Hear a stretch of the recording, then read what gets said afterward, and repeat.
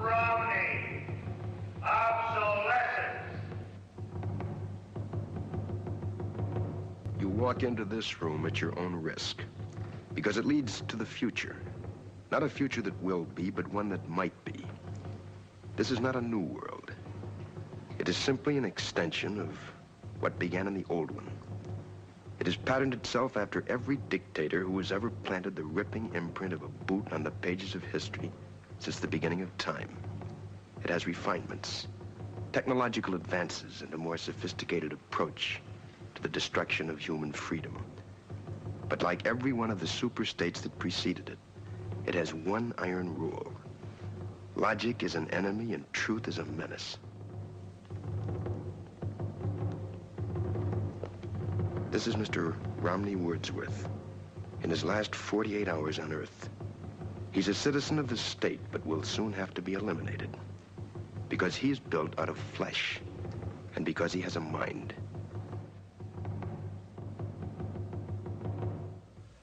You've been under investigation, Mr. Wordsworth, for the mandatory period of 1 year and 11 months. You're found to be obsolete. The purpose of this hearing is to make a finding in the matter and make a sentence accordingly. Do you understand that, Mr. Wordsworth? Your occupation, Mr. Wordsworth? A librarian, sir. A librarian. Having to do with books. Yes, sir. Books. Since there are no more books, Mr. Wordsworth, there are no more libraries. The field investigators in your sector have classified you as obsolete. Your rights are as follows, Mr. Wordsworth. You are to be liquidated within a period of 48 hours. You are obsolete, Mr. Wordsworth. A lie. No man is obsolete. You have no function, Mr. Wordsworth. You're an anachronism, like a ghost from another time. I am nothing more than a reminder to you that you cannot destroy truth by burning pages. You're a bug, Mr. Wordsworth, a crawling insect, an ugly, misformed little creature who has no purpose here, no meaning. I am a human being. Delusions, Mr. Wordsworth. Delusions that you inject into your veins with printer's ink. The narcotics that you call literature, poetry, essays of all kind, all of it an opiate. You have nothing but spindly limbs and a dream, and the state has no use for your kind. I don't care. I tell you, I don't care. I'm a human being. I exist. And if I speak one thought aloud, that thought lives, even after I'm shoveled into my grave. The Chancellor, the late Chancellor, was only partly correct. He was obsolete. But so is the state, the entity he worshipped. Any state, any entity, any ideology that fails to recognize the worth, the dignity, the rights of man, that state is obsolete. Hallo allemaal, daar zijn we nou weer, RHTV Live. Ja, zoals altijd kijken we naar geopolitiek en ook wat er gebeurt in Nederland. Ja, en we wijzen natuurlijk aan waar we vandaan streamen. Ja, kijk eens aan het mooie Maastricht. So for all the English viewers, we are streaming live from Maastricht. And of course, we're going to talk about geopolitics. But first, we're going to look at a place called Bloemendaal. Now, where is Bloemendaal? Bloemendaal. There we go. Up, daar gaan we even naartoe, mensen. Bloemendaal. En wat valt er in Bloemendaal te zien? Hier hebben we Bloemendaal aan zee. So it's near Haarlem, right? Bloemendaal. En ja, wat is er nou zo bijzonder aan Bloemendaal? Nou, daar komen dus vluchtelingen. Ja, refugees are going to come over to Bloemendaal. And that is the most wealthy part of the Netherlands. And we're going to take a look at what's happening over there. We have Omroep Poond, who's been to Bloemendaal, right? And people are very angry of the refugees coming to Bloemendaal. Ja, we gaan even hier naar kijken. De mensen zijn toch wel verontwaardigd, kwaad, dat er asielzoekers komen naar Bloemendaal toe. Ja, Marlies, jij bent fractievoorzitter van Hart voor Bloemendaal. En in Bloemendaal komen er waarschijnlijk 90 asielzoekers en daar is niemand blij mee. Dat klopt. Ja, dat klopt. Want jullie hebben het al heel zwaar hier in Bloemendaal. Heel zwaar, ja. Er komen hier 90 asielzoekers naar Bloemendaal. Wat vindt u daarvan? Ja, dat vind ik echt heel moeilijk. Leg eens uit. Zijn het asielzoekers of zijn het gelukzoekers? Dat vind ik altijd zo moeilijk. Het is goed bedoeld voor mensen die het echt nodig hebben. En daar is het ook prima voor, denk ik. Hè? En ook voor mensen die hier aan het werk willen. Omdat misschien een deel van de Nederlanders zelf heel relaxed achteroverleunt met de uitkeringen en gewoon niet aan het werk wil. Die speelt ook mee. Maar er komt natuurlijk bij alle goede dingen, komen er ook slechte dingen binnen. Maar ja, waar moeten ze dan heen? Ik bedoel, de hele wereld is fucked up. Dus... So this woman here says the whole world is fucked up and where else should they go? And the other woman you just saw was like, are these people refugees or are they seeking their luck here, you know? And we also had another woman who is in the political sphere, in a political party, Hart voor Bloemendaal. Ja. Nou mevrouw, we zijn hier in Bloemendaal, dat vind ik best meevallen. Nou, ja, hier in het reservaat is inderdaad, valt het reuze mee, ja. Maar kun je dan eens wat argumenten opnoemen waarom de mensen in Bloemendaal er zoveel moeite mee hebben dat er maar 90 asielzoekers komen? Maar 90, het zijn alsnog natuurlijk 90 mensen. So 90 people are coming to Bloemendaal in a refugee center and you know, people are worried about that. And the question was asked, can you represent why there is so much worry about 90 refugees coming to Bloemendaal? En ik kan me enerzijds ook wel voorstellen dat dat echt op problemen stuit, omdat er veel... Kijk, de bevolking is er een beetje klaar mee, denk ik, zo langzamerhand. Er komen wel heel veel mensen ons land in. Ja, want hoeveel mensen zijn er nu in Bloemendaal? Hoeveel asielzoekers? Ja, honderden. Tenminste, asielzoekers niet, maar statushouders sowieso. Wij leven hier natuurlijk in een reservaat gewoon. Dat is het.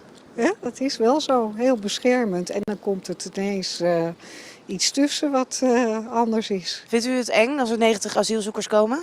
Het ligt eraan hoe ze opgevangen en gespreid worden. En wat ik in de krant heb gelezen is dat het heel erg geconcentreerd is. En dat lijkt me minder gewenst. Mensen zijn bang omdat ook bijvoorbeeld 30 jonge mannen tussen zitten. En dan zeggen van daar heb ik moeite mee. Waar zijn die vrouwen dan waar ze voor vechten?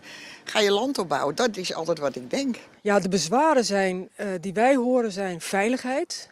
Mensen vrezen toch dat er misschien criminaliteit uit voortkomt. En dat is misschien ook niet helemaal onterecht. Want daar lees je natuurlijk ook over in de media. So people are concerned about their own safety and the safety of the material wealth they have, such as cars and stuff like that. And so people are very concerned over there in Bloemendaal. Ja, mensen maken zich zorgen in Bloemendaal vanwege de toekomende asielzoekers. Ja. Dus dit gebeurt allemaal. Ik verzin dit niet.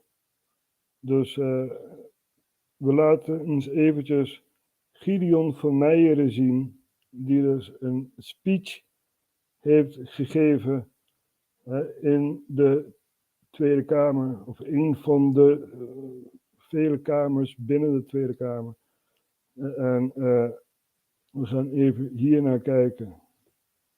So here we have Gideon van Meijeren for Forum for Democracy, and recently the IEVD, which is the intelligence agency, had said people that have no trust in the government, they're very dangerous.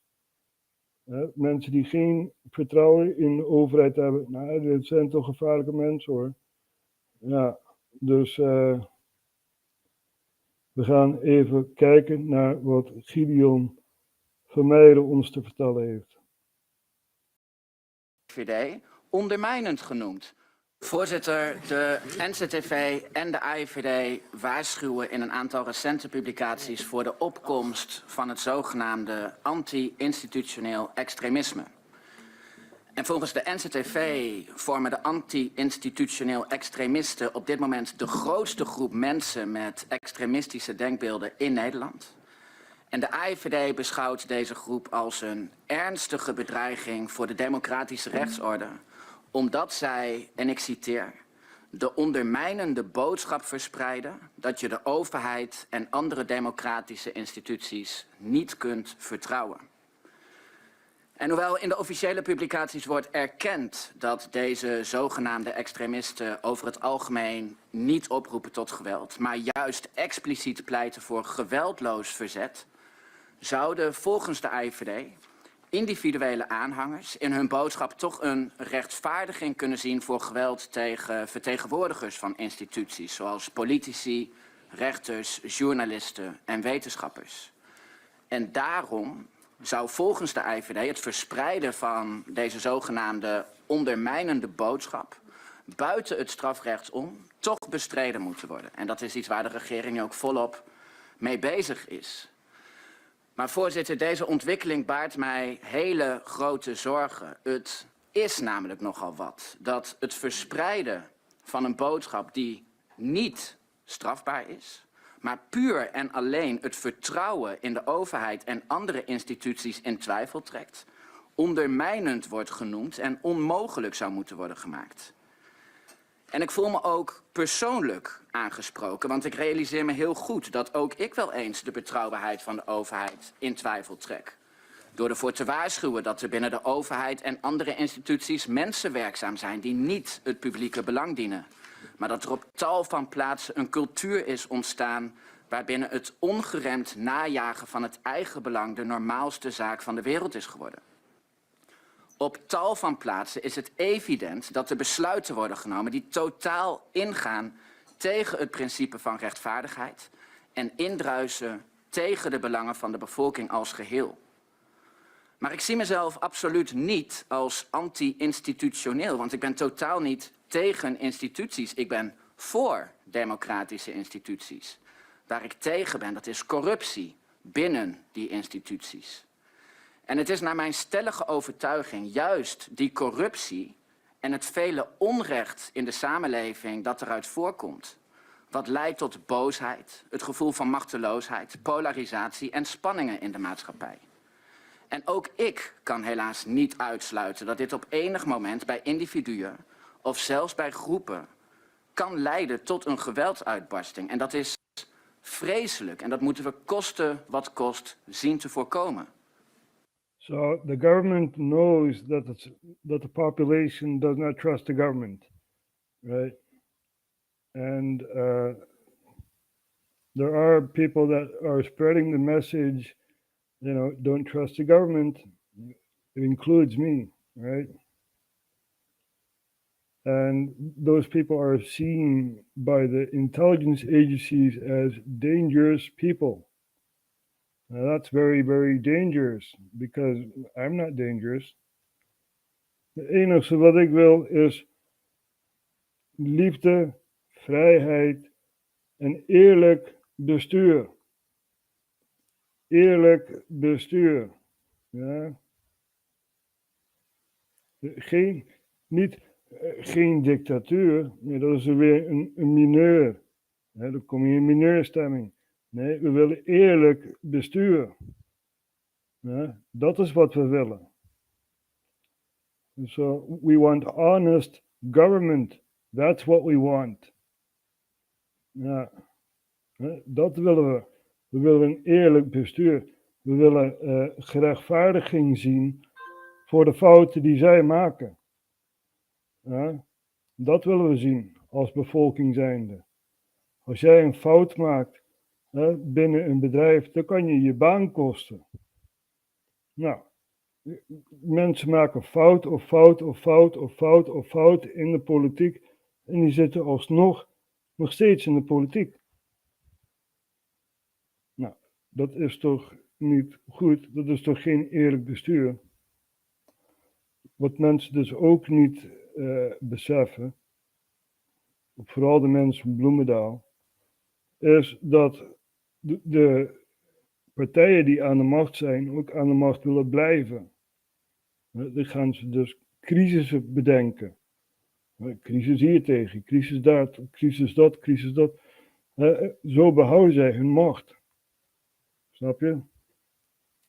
Maar goed, ik ben alweer te lang aan het praten. We kijken even door naar Gideon Vermeijeren. Dank u wel. Een interruptie van mevrouw Michon Derksen. Ja, voorzitter.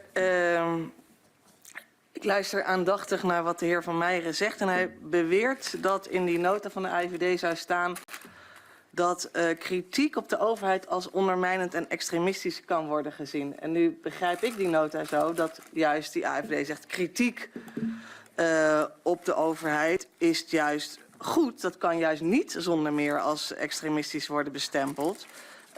Maar er zit dus een verschil tussen kritiek hebben op de overheid en het controleren, dat doen wij elke dag. En juist de volgende fase is dat anti-overheidsextremisme. Even om precies de woorden van de heer Van Meijeren hier scherp te hebben, want ik wil u ook geen woorden in de mond leggen. Kan hij nog eens uitleggen of hij dit verschil inderdaad zo bedoelt dat kritiek op de overheid niet betekent dat dat extremistisch is? De heer Van Meijeren. Ja, voorzitter, bedankt aan mevrouw Michon Derksen voor deze interruptie, zodat ik het nog wat scherper kan verwoorden of eigenlijk herhalen wat ik daadwerkelijk heb gezegd. Ik heb gezegd dat de geheime dienst de boodschap dat de overheid en andere instituties niet te vertrouwen zouden zijn, dat die boodschap ondermijnend is. Dat lees ik op pagina 8 van het jaarverslag van de AIVD. En dat is eigenlijk ook mijn grootste kritiekpunt. Dat er ook gezegd wordt, het is een boodschap die niet strafbaar is. Het is een boodschap die niet oproept tot geweld. Het is een boodschap die puur en alleen het vertrouwen in de instituties kan schaden. En dat zou ertoe kunnen leiden dat individuen daar een rechtvaardiging in zien om geweld te gebruiken. Dat is de kern van mijn betoog. Dat dus de boodschap dat de overheid en andere instituties niet te vertrouwen zouden zijn, dat die boodschap ondermijnend is, dat is wat er staat. Niets meer en niets minder. En dat is waar ik me heel erg zorgen over maak, omdat ik denk dat wantrouwen jegens de overheid juist heel belangrijk is. En dat we er niet klakkeloos van uit mogen gaan dat de overheid en alle instituties altijd gevrijwaard zijn van iedere vorm van corruptie. En dat als wij dat constateren, dat de rechterlijke macht niet altijd onafhankelijk is, dat er ook in traditionele media desinformatie wordt verspreid, dat de wetenschap ook te maken heeft met belangenverstrengeling, dat wij dat moeten kunnen benoemen. Kijk, als je het al benoemt, dan ben je al fout volgens de overheid. En ook volgens heel veel mensen. Want ja, je hebt te maken met een frame van consensus. Daar heb je het mee te maken. Iedereen kan zien dat de zon schijnt. Iedereen kan zien wanneer het regent en zoiets. De frame van consensus wordt opgebouwd en zoiets. En als je daar tegenin gaat, tegen die frame van consensus, dan ben je anti-overheid, dan ben je anti-dit, anti-dat, dan ben je extremistisch. Nou, ik weet niet of jullie het nieuws hebben gevolgd, maar er is een dam opgeblazen in Oekraïne, daar komen we straks op. En de media, die zegt zonder bewijzen in handen te hebben, zeggen zij van ja, Rusland heeft het gedaan. Dus de frame van consensus wordt al gemaakt. Ja. En als je daar dan buiten treedt, je zegt van nee, dat was niet Rusland. Nou, dan ben je vreemd, dan ben je niet normaal, dan ben je dit en dan ben je dat. Dus ja, en de overheid ziet daar een heel groot gevaar in. Want die gaat niet mee met hun narratief. Snap je? Dus dat gebeurt allemaal. En dat de Binnenlandse Veiligheidsdienst dat ziet als extremistisch, ja, Ik zie hun als extremistisch. Mensen op een lijst zetten en weet ik wat allemaal. Gaat toch weg? Moeten kunnen onderbouwen en dat er op inhoud een debat over gevoerd moet worden. En dat deze boodschap nu wordt neergezet als ondermijning en een gevaar voor de democratische rechtsorde. Dat is het daadwerkelijke gevaar voor de democratische rechtsorde. Dank u wel. Mevrouw Michon-Derks. Ja, voorzitter, de heer Van Meijeren is er wel echt een woordkunstenaar. Want het gaat mij juist om het verschil tussen de ondermijning en het iedereen mag kritiek hebben en we zijn er om te controleren en het extremisme. En dat anti-institutioneel extremisme, dat gaat wat mij betreft een stap verder. Die zegt, het is juist goed dat je die instituties ook wantrouwt. Want, ik zeg het even in mijn woorden, ik ben niet zo'n woordkunstenaar als de heer Van Meijeren, want ze deugen niet. En dat extremisme, dat is, zoals ik ook het rapport van de AIVD lees, dat is ook als such, zoals daar is van rechtsextremisme, zoals ook anti-institutioneel extremisme, dat is een gevaar voor de rechtsstaat. Hoor je dat? Rechtsextremisme, anti-institutioneel extremisme, maar linksextremisme, nee, dat bestaat niet. Nee, dat bestaat niet. Natuurlijk bestaat het wel. Ja. De extremisme, dat wordt gebruikt als je niet gehoord wordt. Ja. En de AIVD die heeft het toch wel door dat de overheid niet naar de Nederlanders luistert. Ja.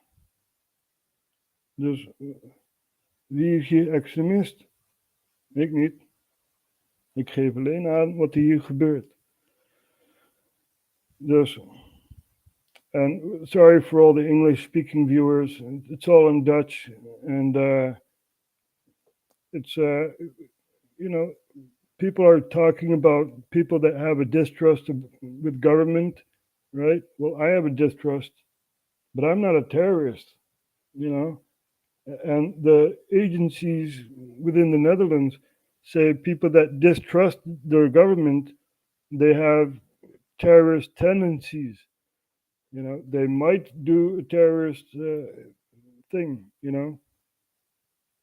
So, ja, dat klopt niet. Dat klopt niet. Nee. We zijn tegen geweld, tegen elke vorm van geweld. Ja? En degene die het meeste geweld toepast, is overheid. Ja, zoek het maar op. Democide. Dood door overheid. Heel veel mensen zijn er aan dood gegaan. So look it up. Democide. Death by government. Right? Many people have died. I believe 262 million or something like that. 262 miljoen. Nou, dat zijn wel getallen. Maar het waren ook ooit mensen. Ja. Dus de meest extremistische groepering is overheid. Ja. En dat hebben mensen nou eindelijk een keer door. Alleen, dat mag je niet benoemen van de overheid, want dan ben je zelf een extremist. Goed, we gaan eventjes kijken naar een korte filmpje van iemand die zich afvraagt: wie heeft nou de Kakova-dam opgeblazen? Ja. Did Russians blow up the Kakova Dam? I don't think so. We gaan even hier naar kijken. En kijk wat deze gast zegt. Dat is ook een researcher, een journalist, een burgerjournalist. En die weet ook wel hoe dat spel gespeeld wordt. We gaan even hier naar kijken. So you have another terrorist attack in Ukraine. This time it's the Kakhovka Dam. And the first thing the media do is blame the Russians. So let's see why the Russians would do it. They control the dam. They control the region. They need the dam to funnel water to Crimea, which is also under Russian control. They literally have zero motive. There is no motive. The Washington Post in December published an article showing how Ukraine targeted this dam using American missiles, using the HIMARS system. They actually fired a missile at this dam to test if they could flood areas. Sound familiar? This is the same thing that we saw with the Nord Stream pipeline attacks, right? The first thing the press do is let's go and blame Russia. And now, almost a year later, the Washington Post finally admits that Ukraine, not Russia, Ukraine blew up the Nord Stream pipeline. This is something that I, myself, and others have been saying since the very beginning. Anyone with half a brain knew that it was not Russia. Russia would not blow up their own pipeline. But, you know, this was dismissed as a crackpot conspiracy theory that NATO would maybe do this or Ukraine. No, that's Russian propaganda. And another example, the Nazi patches. This week, the New York Times also finally admit that Ukrainian soldiers en masse are wearing Nazi patches to the point that Western journalists have to ask them to hide the patches before they take photos of them. I mean, this is despicable on another level. And then later they claim that these are authentic photos. This is not journalism. This is curated propaganda. So are the New York Times and Washington Post doing propaganda now, right? They're doing Russian disinformation. These people are not doing journalism, all right? You guys are a year late. Only publishing the truth when nobody cares anymore. That's not journalism, okay? They are the ones doing disinformation. They are the ones doing propaganda.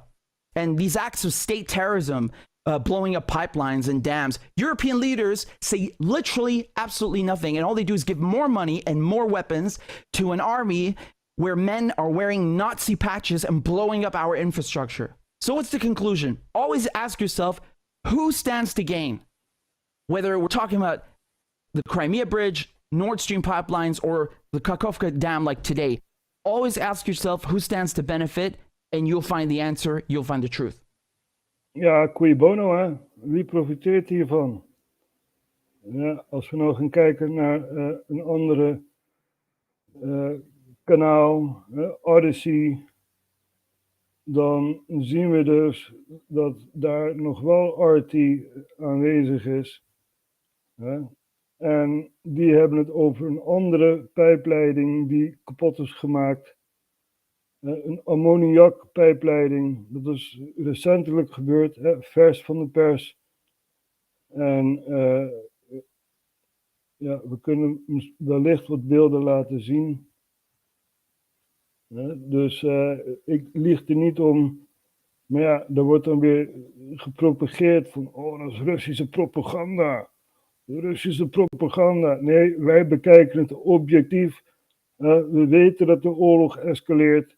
We weten dat er allerlei smerige tactieken worden gebruikt. En zoiets. En we gaan even hier naar kijken. Zo, kijk hier. Kiev blew up ammonia pipeline key for grain deal. Moskou. Dat is wat Moskou zegt. En ja, we gaan toch maar even hier naar kijken, hoewel het niet mag. Maar ja, boeien. Zo. Wij zijn niet voor censuur.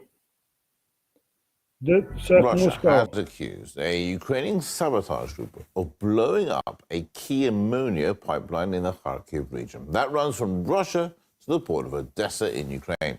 Now, the pipeline hasn't operated since the war began, and its resumption is key condition for Russia to extend the Black Sea grain deal. The Russian Foreign Ministry spokesperson says Kyiv was the only side not interested in the pipeline resuming. The Taliati-Odessa ammonia pipeline, the very infrastructure facility that was so often mentioned in the context of the Black Sea grain deal, one of the pumping stations was disabled. The blocking valves worked, but there was still a leak of raw materials.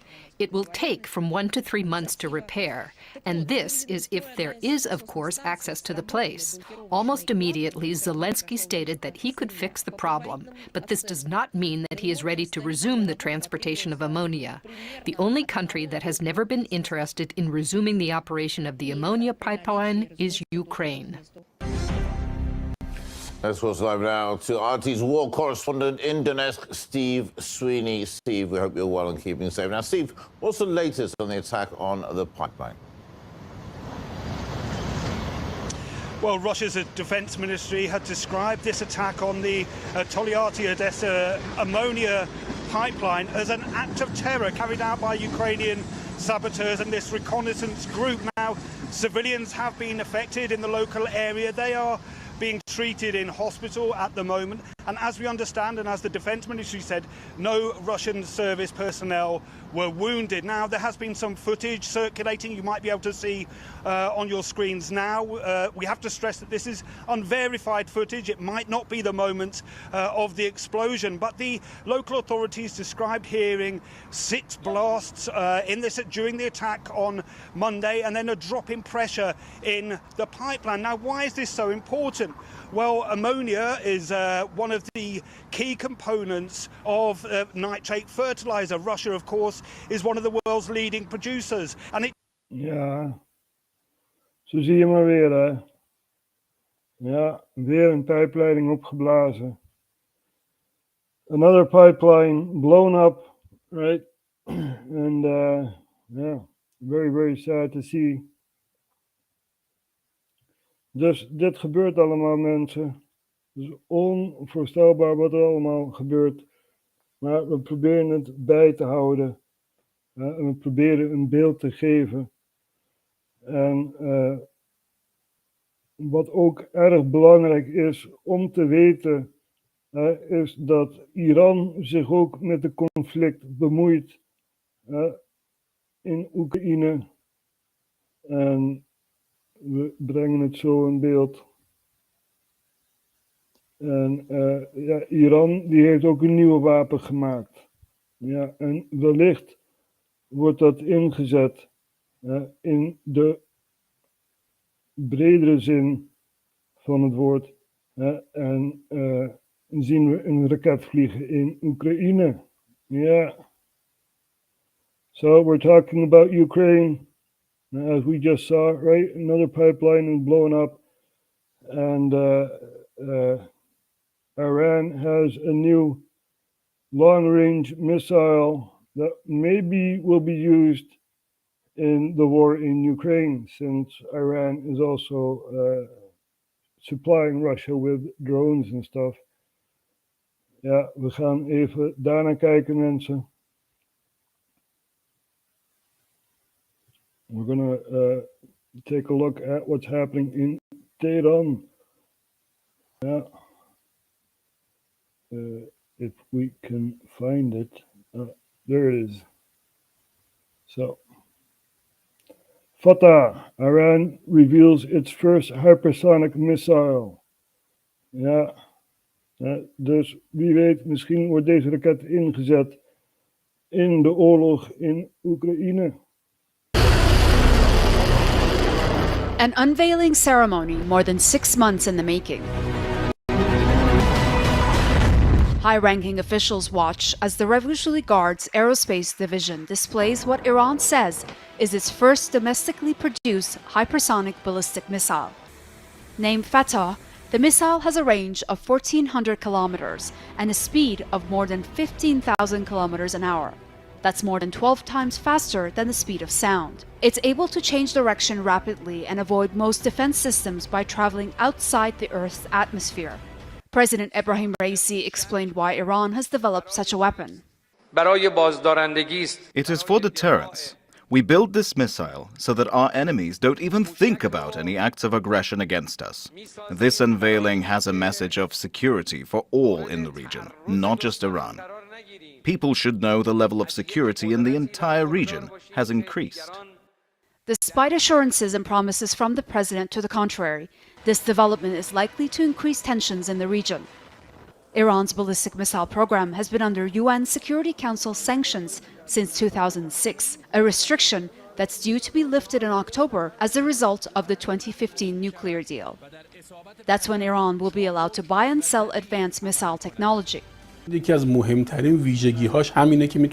of the most important characteristics of this missile is it can confront defense systems like that of enemies of Iran, like the US and the Zionist regime. Since they have very advanced defense systems, this could have a significant impact on the weapons the Americans are selling specially to regional countries.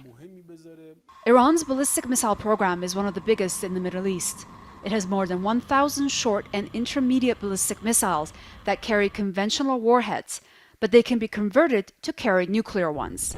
That's something officials continue to maintain they're not seeking.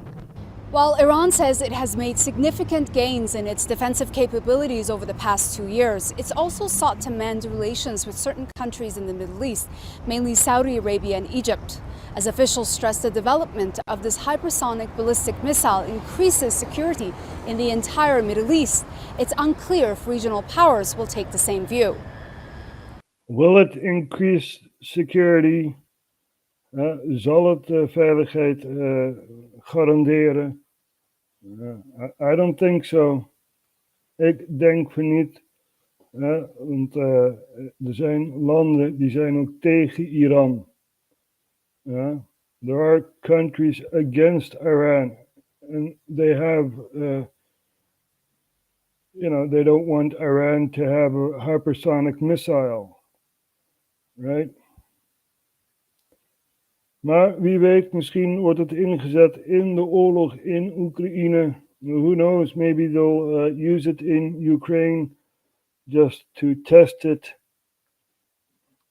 But Iran is on dangerous grounds now. Even though they have a peace deal with Saudi Arabia, their sworn enemy, I don't think that Saudi Arabia likes this any more than I like it. But there's also Israel, right? And these are sworn enemies, That's because Iran sees the West Bank and the Gaza Strip as a Palestinian state, and Israel does not see it that way and burns houses and stuff like that. So, ja, lange geschiedenis tussen Iran en Israël. Want Iran komt op voor de Palestijnen. En ja, we weten hoe dat allemaal in elkaar stak. De Ottomaanse Rijk dat uit elkaar viel. En ja, de Westbank kun je nog zien als een deel van het Ottomaanse Rijk. Nooit ingenomen. En zoiets. En er werd 2 staten beloofd, hè. En er kwam maar 1 staat uit voort. Ja. Dus daar hebben we het ook over gehad. Hè? De Libanon burgeroorlog in de jaren 70. Waardoor Syrië ging interveneren.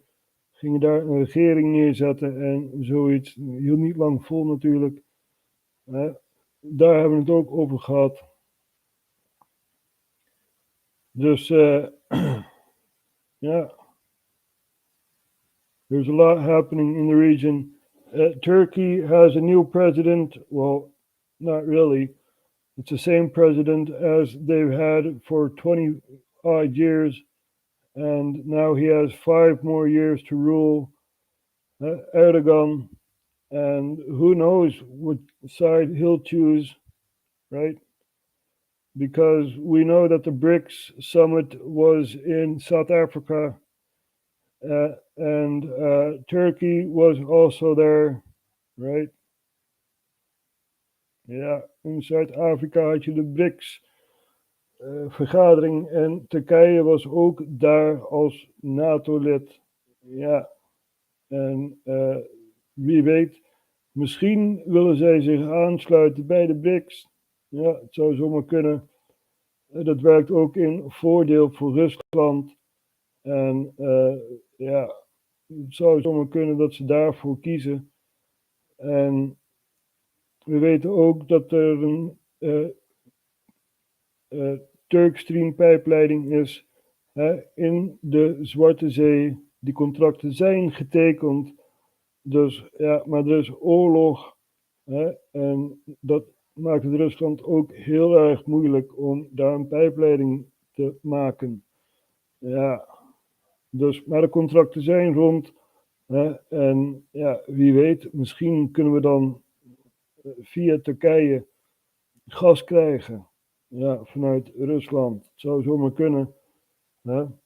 Want de EU doet wel deals met Turkije. Ja. Dus dit gebeurt allemaal. Hè? En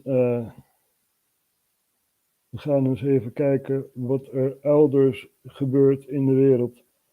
Het is zeer, zeer interessant wat er allemaal gebeurt. We houden het bij. Ja, ook niet elke dag meer, want dat houden we gewoon niet vol. We hebben ook andere dingen te doen. Dus in de zomer hebben we het altijd wel even wat drukker dan tijdens de winter.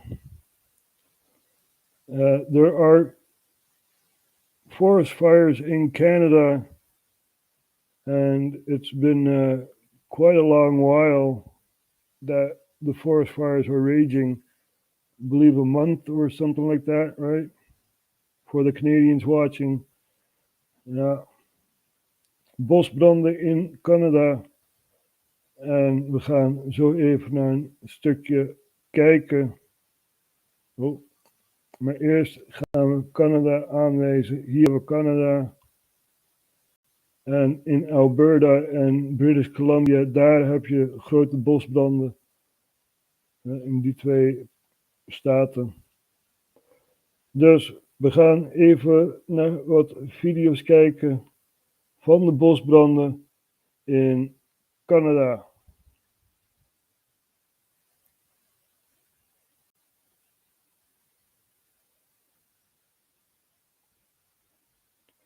Canada wildfires. More than 400 wildfires are now burning in the Canadian province of Quebec.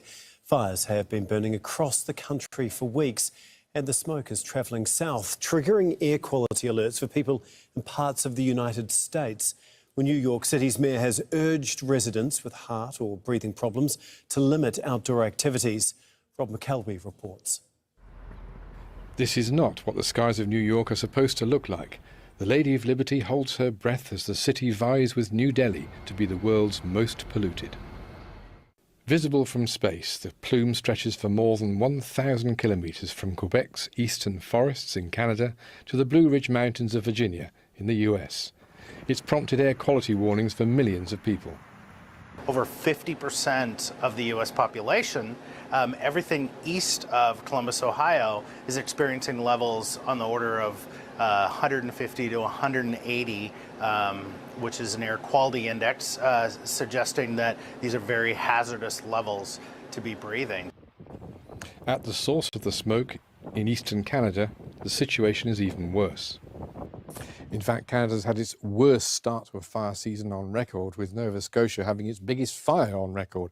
And the weather's not helping. The persistence of this weather pattern has meant the wind's been blowing in the same direction for days, and it's set to do the same. In fact, it's bringing this poor... Ik heb de verkeerde aangewezen. Het is in het oosten van Canada, daar heb je de bosbranden. Ik dacht meer in het westen, maar ja, wie ben ik? In het oosten dus bosbranden. En dat gaat allemaal naar New York toe en de kust van Amerika. Dus dat is ook allemaal gaande. En ja, we houden de situatie in de gaten. Kijken wat we nog allemaal kunnen aanwijzen. Ik geloof dat er in, wat was het, Sri Lanka? Nee, Senegal.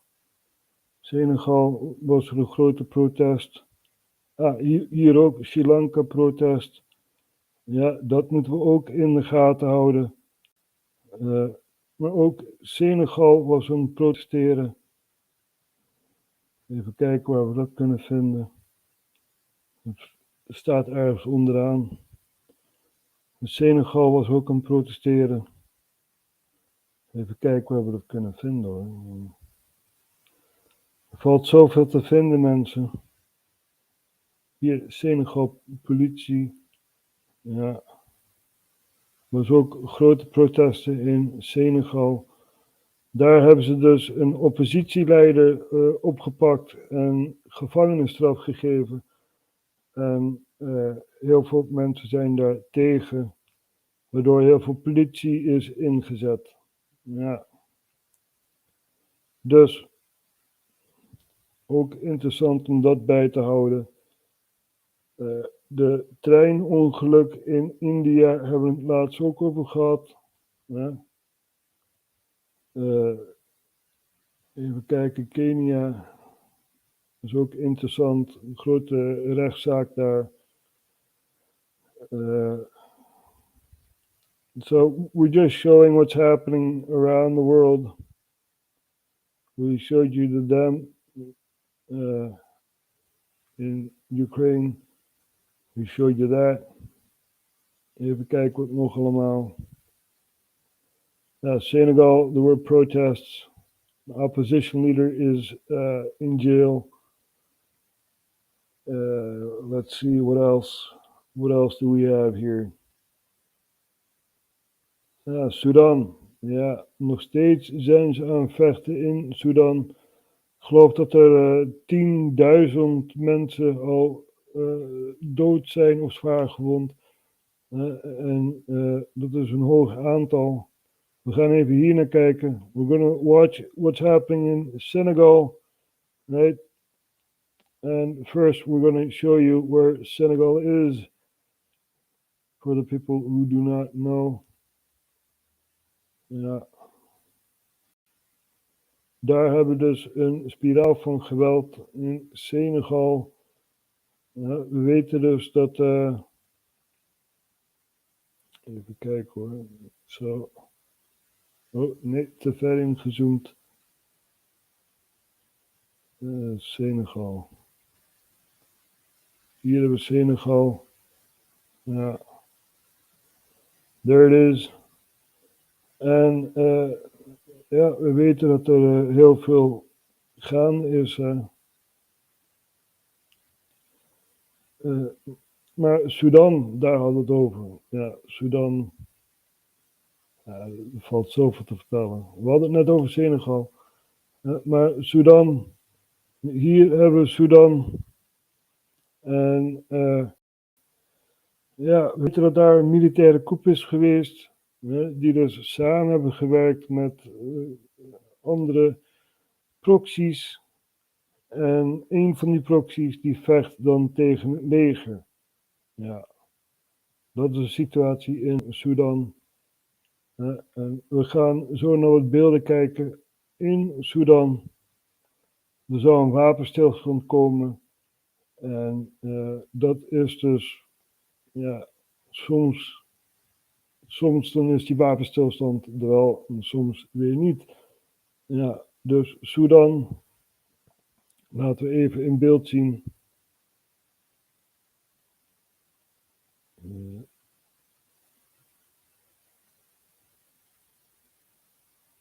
So.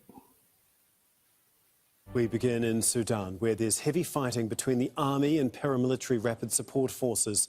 The battle between the two has intensified in southern Khartoum, where rapid support forces claim to be inside a weapons factory in the area of Yarmouk. Let's go live to Heber Morgan, who joins us now from Omdurman. Can you just bring us up to date with the latest, exactly where this huge fire has broken out? Well, the fire broke out at a warehouse near a weapons manufacturing company that belongs to the Sudanese armed forces in the southern part of the capital, Khartoum. That's where there's been intense fighting on Tuesday, and the fighting that continued in the early hours of Wednesday and still continues at this moment. The Rapid Support Forces claims that it is now in control of that weapons manufacturing company, the biggest in the country that manufactures all the weapons for the Sudanese armed forces. We spoke to army sources and asked them what the situation was on the ground, and they say that fighting is still very much ongoing. Residents say that they can hear loud explosions, they can hear heavy artillery around the areas near the factory that manufactures the weapons for the Sudanese army. They also say that they can hear the fighter jets flying overhead and that there's been airstrikes launched. Kijk, je hebt dus een paramilitaire groep en je hebt het leger. Die vechten dan tegen elkaar. Nou, Nederland kiest een kant bij de Oekraïne-Rusland-oorlog. Wij kiezen Oekraïne. Nou, welke kant kiest Nederland in het Sudan-conflict? Dat zou ik wel graag willen weten. Ja. En Volgens mij hebben we daar geen uiting over gedaan. En houden we onze handen daarvan af. Maar we houden onze handen niet van Oekraïne af. Hè? Nou, laat het gevecht maar doorgaan hier in Sudan. So the Dutch government is supporting one side of the war when it comes to Ukraine and Russia. But which side will they support here? And why doesn't the government say we're going to support this side? You know? So around that area. So fighting is still ongoing. The Rapid Support Forces say that they are in control of that manufacturing company. But people are really concerned because, again, this is a weapons manufacturing company. Any kind of activity, especially fighting around it, and it lies in the middle of a residential area, residents will be caught up in the middle in this fighting between the Rapid Support Forces and the Sudanese army as they try to gain control of this manufacturing company. Yeah, we've just been watching some of the live pictures of this fire. It really is huge. Can you just tell us a little bit about the impact that it could potentially have on the civilians that are still nearby? we need to stop the wars. That's what we need to do. Stop the wars, right? We really need to stop this. And it's up to us to do this. Because they won't stop fighting amongst themselves, right? We need someone else to intervene and say, hey, stop fighting, guys, stop fighting. Ja, dat geldt dus ook voor Rusland, Oekraïne. Er moet iemand ertussen zitten en zeggen van jongens, hou eens even op met vechten. Je wil niet weten hoeveel mensen er dood zijn gegaan in Bakhmut. Dat was een gehaktmolen. Echt, de Eerste Wereldoorlog is daar niks bij. En ja, dat moet ophouden. Dat moet ophouden van beide kanten. We do not want war, we want peace. And it's quite hypocritical that the government on one side says we're going to support Ukraine, but on another side says we're not going to intervene in the war in Sudan. Right? Ja, dat is toch gewoon hypocriet.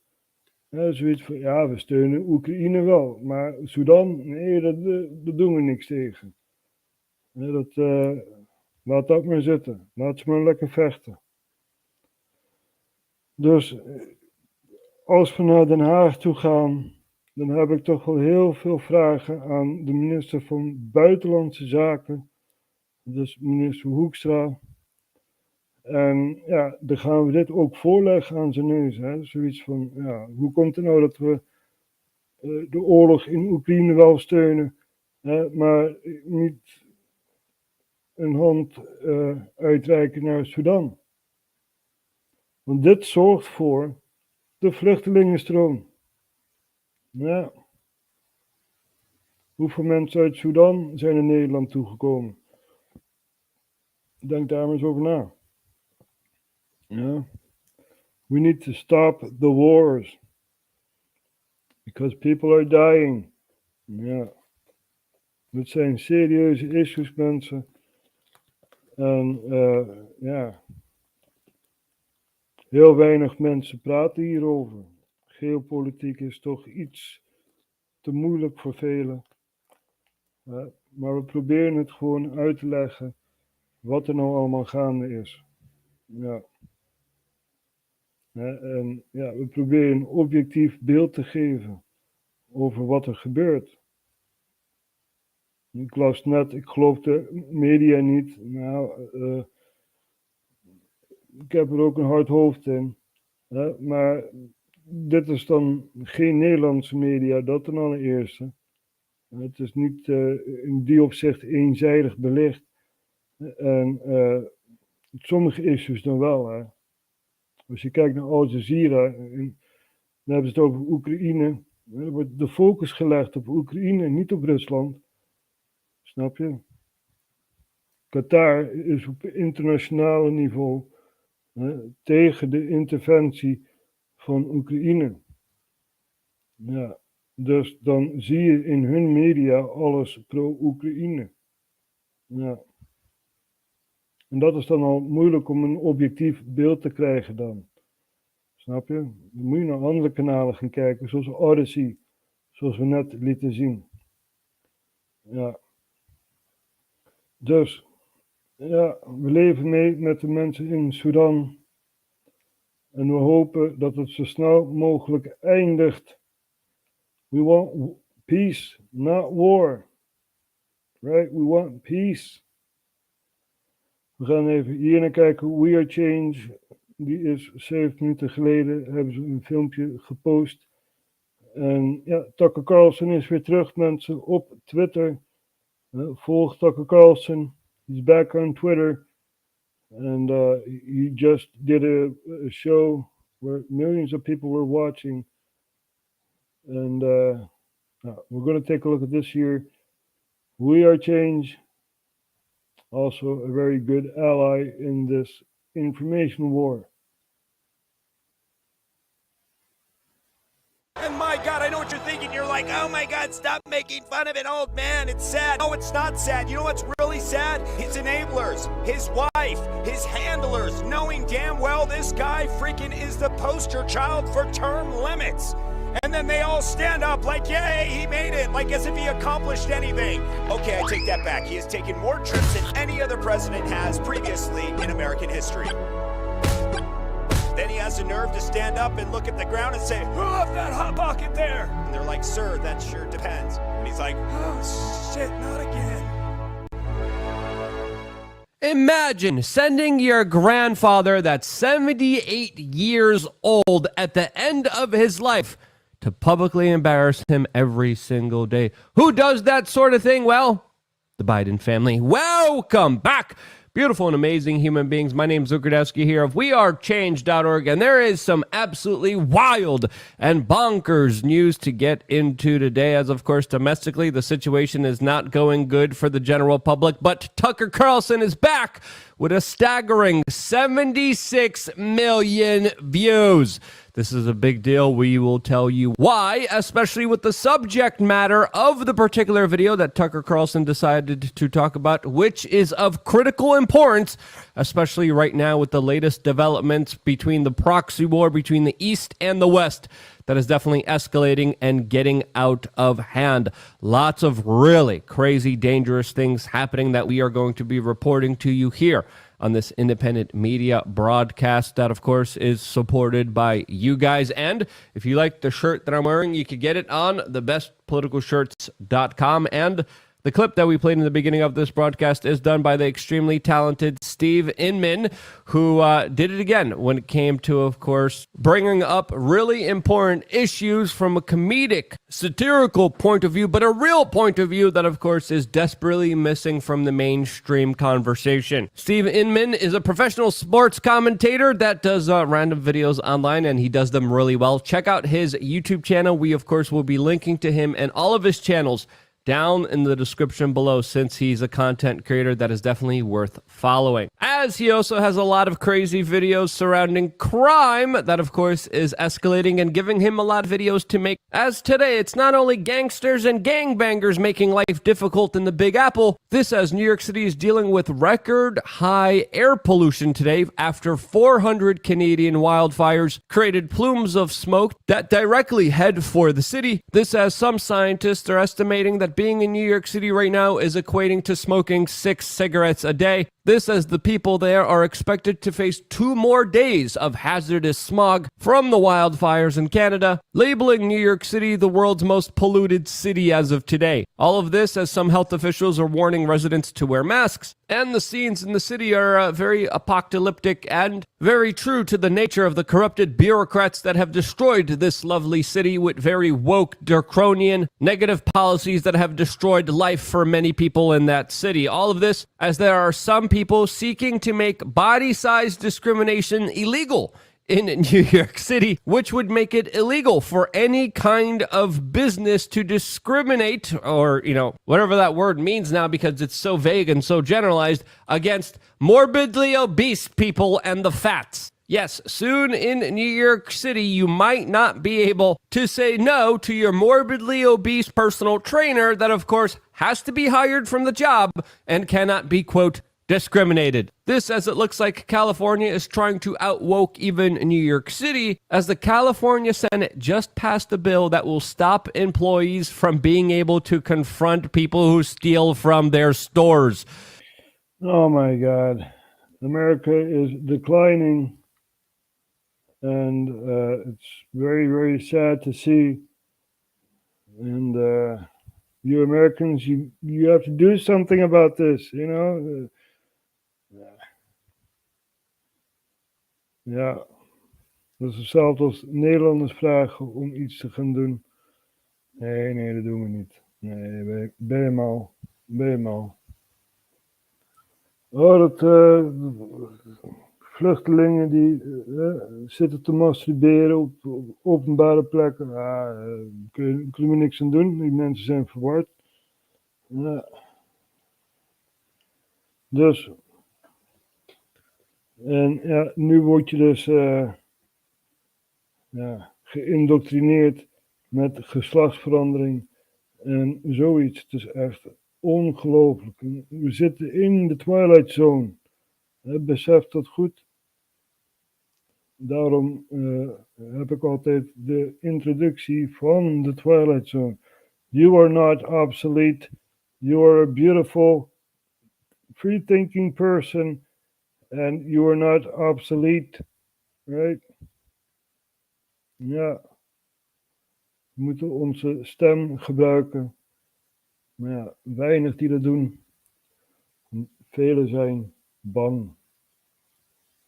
Ja. Dus, maar ik ben niet bang. Nee, ik spreek me uit. We gaan er weer vandoor, mensen. Ja, het was me een waar genoegen. En we sluiten zo af met natuurlijk Natasha Meev.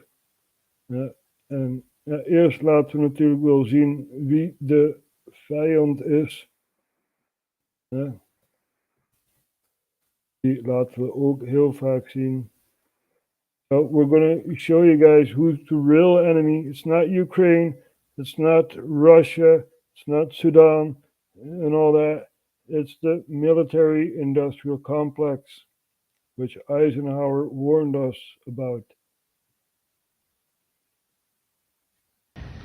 A vital element in keeping the peace is our military establishment.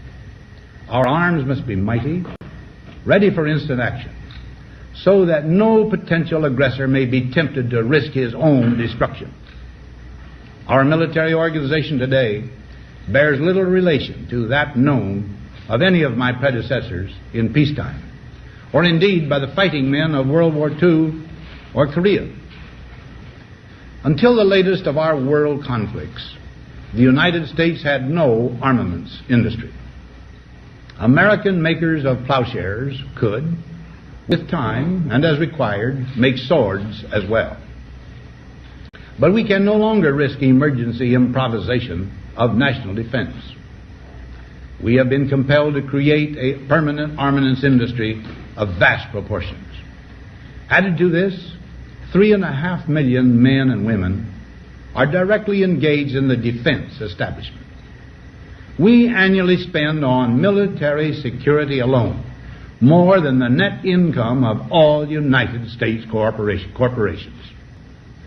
Now, this conjunction of an immense military establishment and a large arms industry is new in the American experience. The total influence, economic, political, even spiritual, is felt in every city, every state house, every office of the federal government.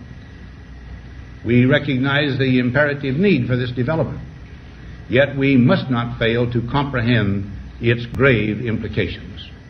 Our toil, resources, and livelihood are all involved. So is the very structure of our society. In the councils of government, we must guard against the acquisition of unwarranted influence, whether sought or unsought, by the military-industrial complex. The potential for the disastrous rise of misplaced power exists and will persist. We must never let the weight of this combination endanger our liberties or democratic processes. We should take nothing for granted. Only an alert and knowledgeable citizenry can compel the proper meshing of the huge industrial and military machinery of defense with our peaceful methods and goals, so that security and liberty may prosper together. We are knowledgeable, right? We know what's going on. Ja, goed. We laten dus ook Natasja meezien. En dan sluiten we af.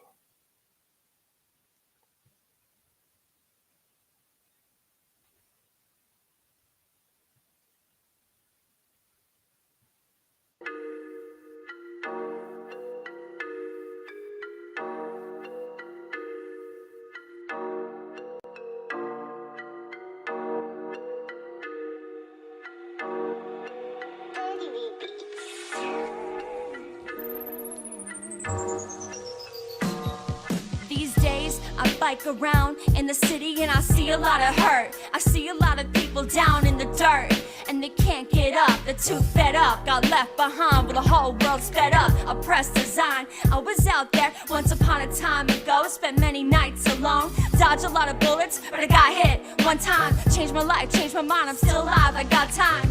I could put my boots on the ground as I head to the front line.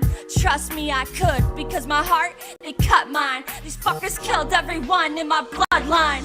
But I just wanna be barefoot in the sunshine.